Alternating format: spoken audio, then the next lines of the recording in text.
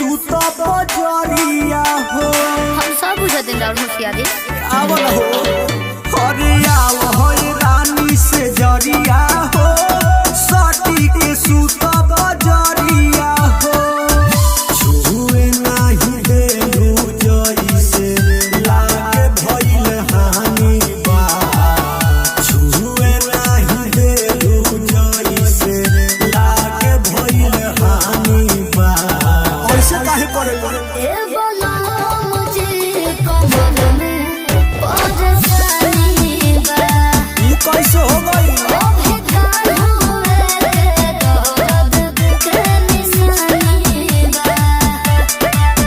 ए बोला मुझे कमर में परेशानी बा। कौन दर्द हरे? Music said Rakesh.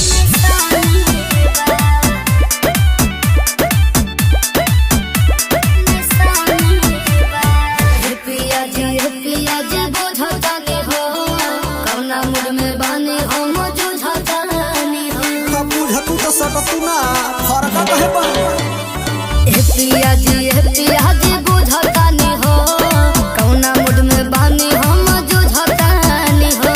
सुनो हट बुझ मजबूरिया हमार धनिया काहे खातिर मिलल बाजवनिया।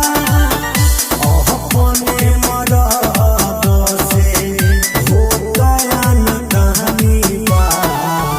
अपने मरद से हो गया न कहानी बा। ए बोलो मुझे कमर में परेशानी बा। काहे ओ बेकार हुए दर्द के निशानी बा। ए बोलो मुझे कमर में परेशानी बा। सब खेला बुझतनी करे जा। निशानी बा। निशानी बा।